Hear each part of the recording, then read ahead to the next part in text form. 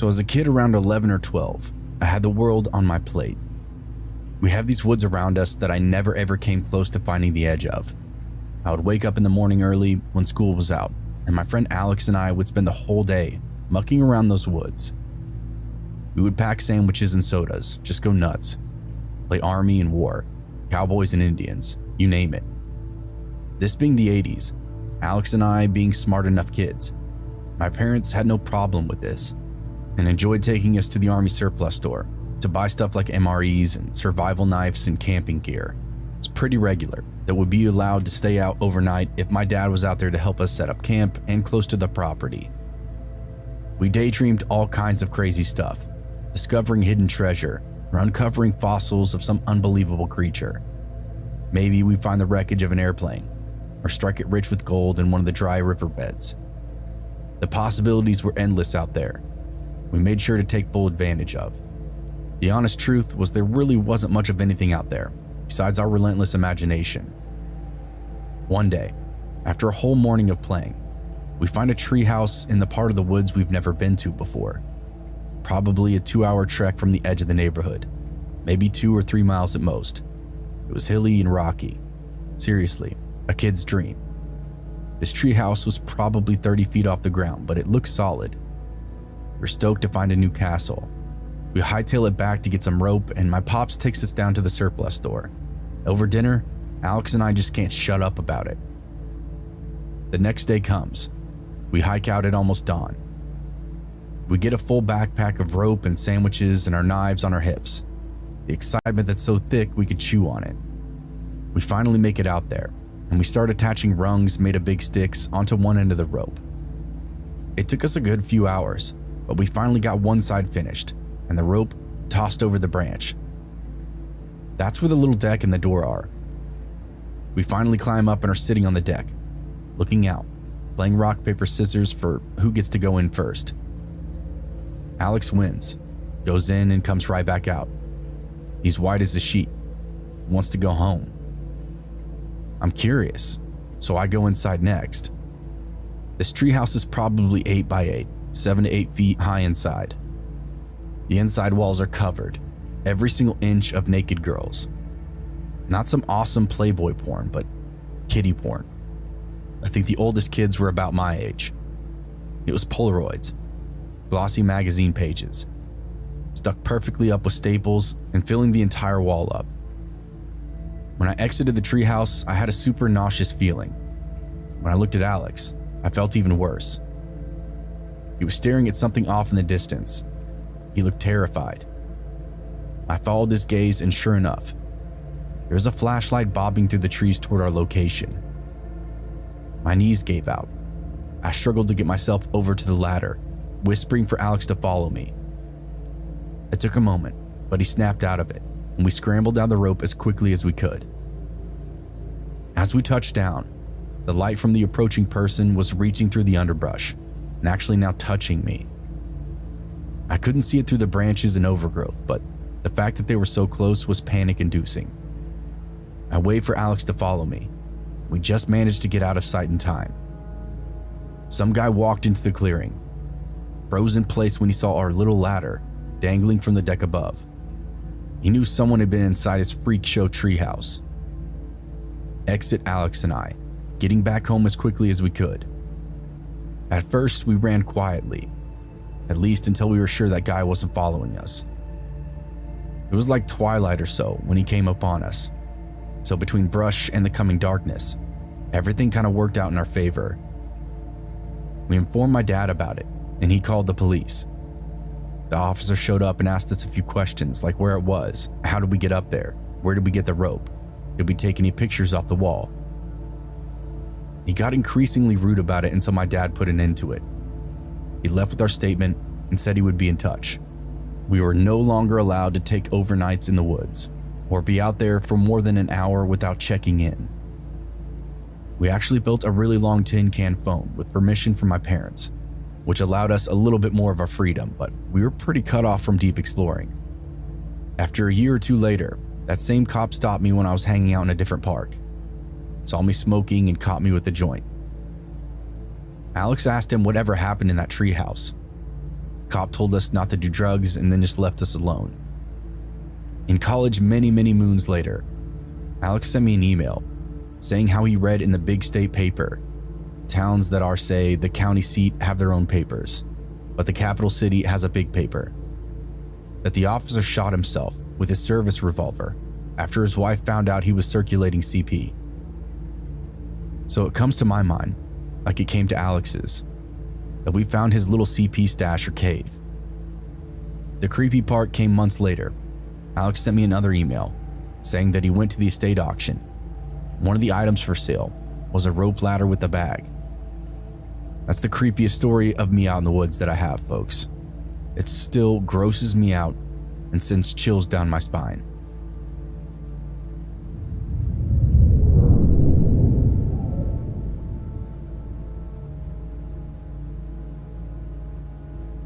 I was on a road trip for work a couple of years ago, and most of that took me right into the middle of nowhere. One big stretch through New Mexico into Texas, through lots of little scuzzy towns that I can't recall the names of. There's one incident that happens that goes down as the creepiest thing that's ever happened to me. Cut straight to the scene. I'm on day 4 of the drive, and I'm making pretty good time. On this particular day though, I'd woken up late, so I got a late start.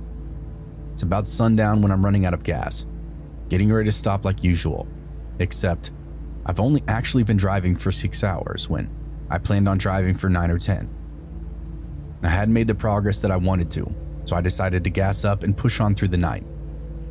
Many of these dusty highway towns have 24-hour accommodations, so I really wasn't worried about finding a hotel somewhere. I roll into a gas station maybe 30 minutes later, just before I got the e-message on my dashboard. I park my truck, stretch my legs, and check my phone. As I'm doing this, I notice a guy sitting on the ground near the entrance to the gas station. He looks homeless, but he also looks upset. It's hard to explain. He just had this deep-seated frown on his face. Tried not to look at him and just went about my business. I moved some stuff around in the backseat of my truck, double-checked my belongings, all the regular road trip stuff. I heard a sound behind me. I turn around to find the homeless guy. Here's the thing, he must have been close to 7 feet tall, the largest man I've ever seen. Not particularly bulky, just towering with big features. Big hands, big nose, big head. The rest of him was just like dirty and slender. He had some loose belongings, a blanket and an armload of various items. He asked me for a ride in the deepest voice I've ever heard. It was frightening in the sense that I felt truly powerless.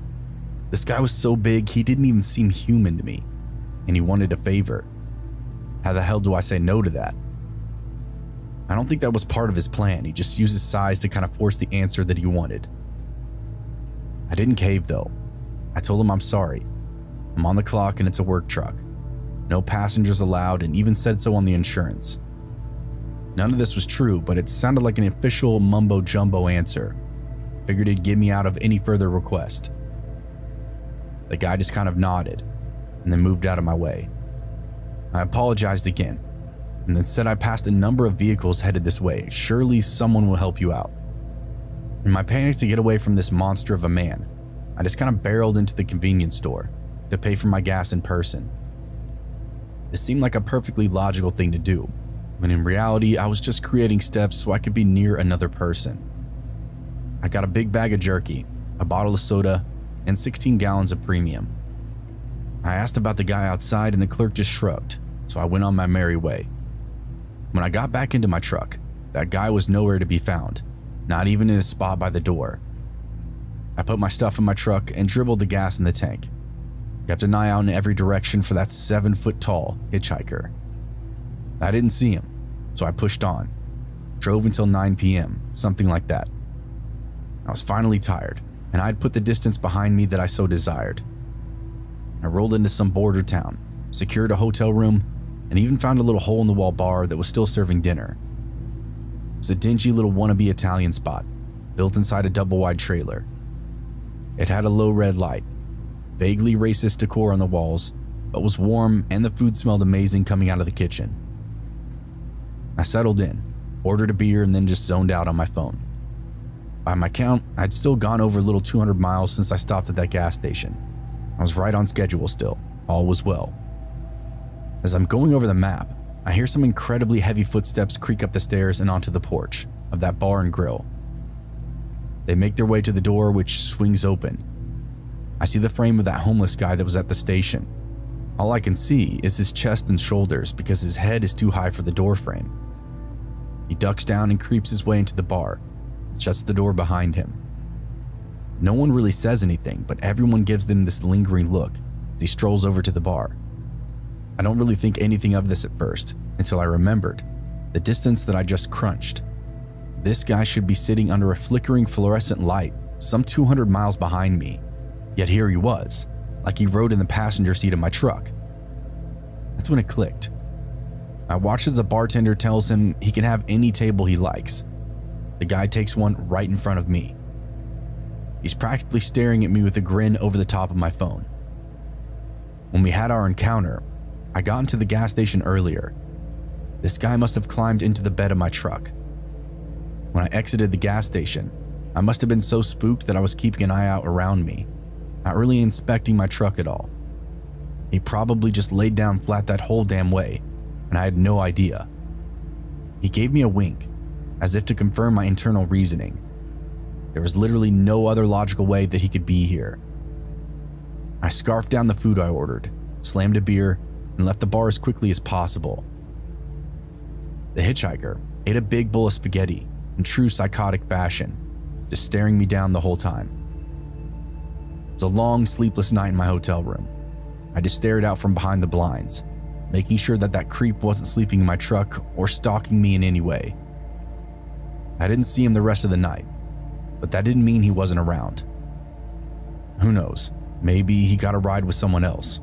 Maybe he just wanted to mess with me. Either way, I'd never like to meet that 7-foot-tall phantom ever again.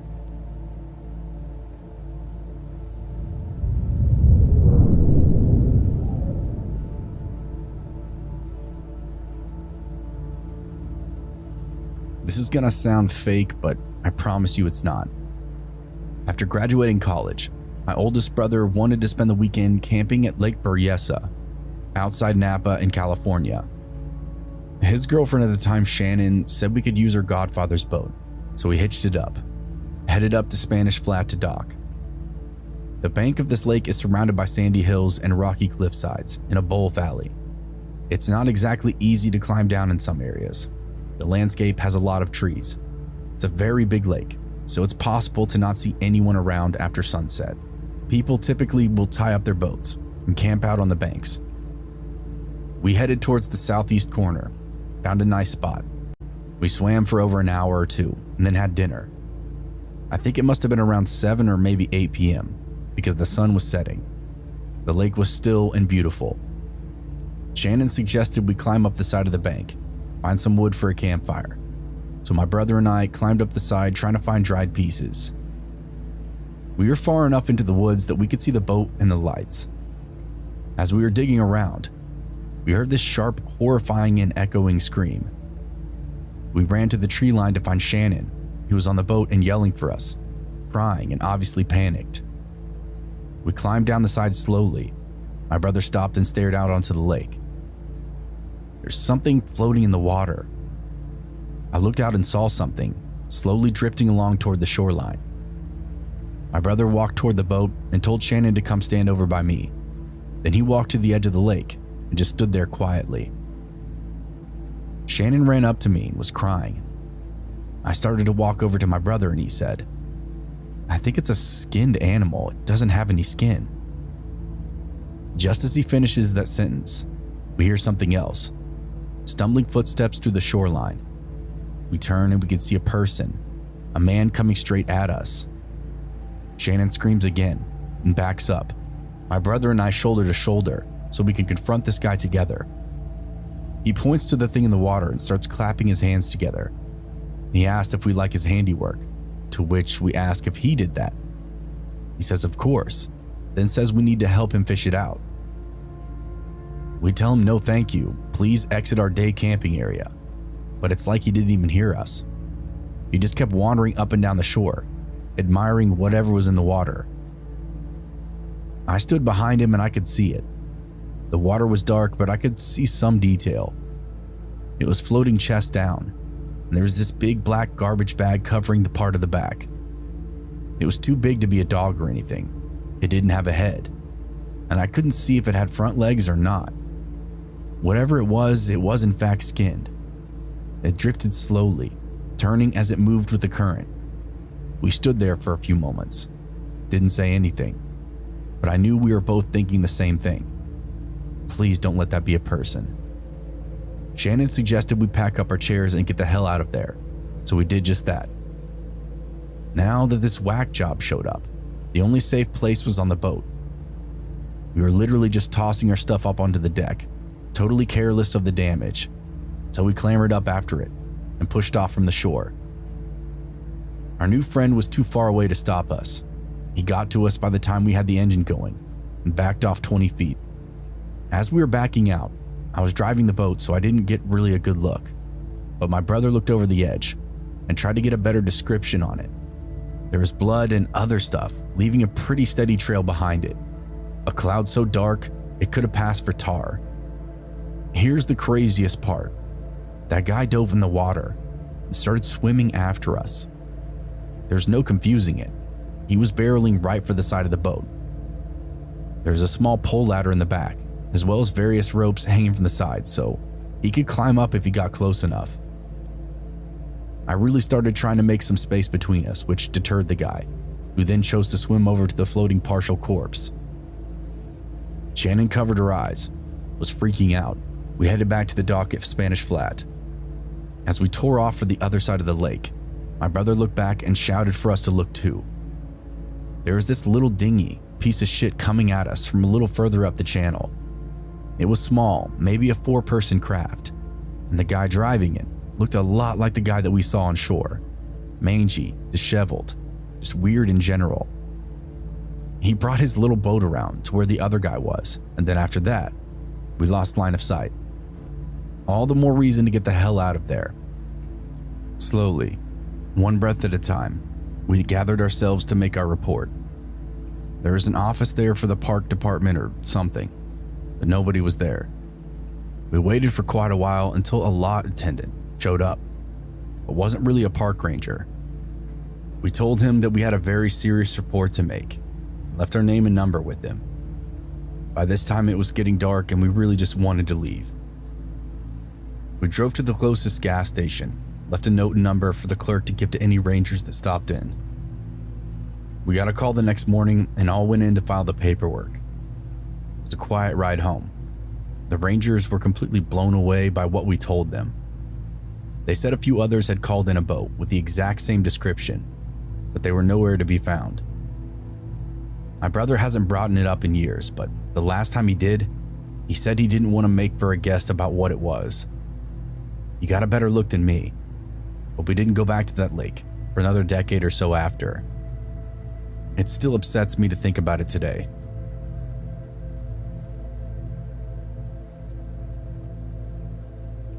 I'm studying in a different state from where I live. This state is highly crime-ridden, with many going unreported and corruption being really high. As you go into the interiors and more rural areas, there is very limited regard for the written law, and it is the law of the land that prevails. Unfortunately, due to the need for land, most of the universities are built in rural areas in the middle of nowhere. My university was no exception. With that background information out of the way, here's my story. I had just gotten done with my end semester exams, and me and my friends had gone out to the city side to celebrate. Unfortunately, we had lost track of time, and we had started to return the journey to campus only at 9:30 p.m., and it was a good 2-hour drive. Definitely unsafe to travel at night here. As we're going back via a highway, we hit traffic. So the driver of the cab we took said he would take a shortcut, and we took a turn that went via a desolate road passing a village adjacent to the one my university was in. Horrible decision. Us and another car, where that driver probably had a similar idea of a shortcut, made this same turn and went down this road. It was all dark, and apart from a few close shops and huts, it was all wilderness. Suddenly, our cab and the other car were stopped by around 10 or more locals who blocked both cars. A few of them came up to us, and they had asked us to pay a toll for that road. This wasn't a rare occurrence. Tolls like this are often charged on such roads. Especially at night, these toll takers become active. These are not official government tolls, but they're charged by locals because they know they have the power. They're illegal, all right. It's just an understood custom that such tolls will be paid. These people who stopped us were very clearly drunk and angry. My driver started pleading with them not to take the toll, but they were in no mood to listen. Having been here for 2 years and interacting with the workers at the university, I could understand the dialect of this region well enough. At one point, the driver's pleas actually made these people angry, and one of them started shouting. At one point, in a fit of rage, he said something to the effect of, "If you do not follow the rules, you're not getting out alive." And that's when I saw it. 5 men were near our car, and the person who was talking had a gun, and 2 others had really long knives. All of us knew then that paying the toll wasn't optional anymore, and we all pulled cash from our wallets and then paid the fee, and then got ready to leave. Seeing that gun itself was scary enough, but the truly scary part came a few seconds later. Remember the other car that I talked about? Remember the other car I talked about that was also stopped? Half of the group had come to get the toll from us, while the other half went to the other dude. That car just had one driver. A similar argument must have gone down there. Unfortunately, it seemed like the other dude hadn't complied, and given how drunk the locals were, they were angry and had had enough. They dragged the man out of his car and then started lynching him right there, pelting him with sticks and stones. And then the people near us who had knives then joined in and started taking their turns to stab him. The gun was the only weapon that wasn't used when we were there, as we heard no shots. The man was getting lynched right in front of us, and we were powerless to do anything. Staying there would likely mean that we would suffer the same fate. It felt like we were watching this horrific sight for hours, though in reality, it was only 20 to 30 seconds. Our driver realized what was happening and gunned it out of there. We called the police immediately, but there wasn't a police station anywhere near that village. Our driver then told us what we already knew, that the police would be too late. On top of that, the police, being locals themselves, often have an understanding with such groups of people, and usually just look the other way. We managed to reach university, thoroughly shaken up, and I'd nearly pissed myself. We informed our authorities at the university, and they said that they would pursue matters further, but we never heard anything. We're all still figuring out how to live with having witnessed what was most likely a murder. I don't mean to offend anyone here, but such crimes are not uncommon. While India is a beautiful place, with rich culture and heritage, but like any other country, it has its dark side. And seeing it firsthand, even if it was only for 30 seconds, well, it has scarred me for life.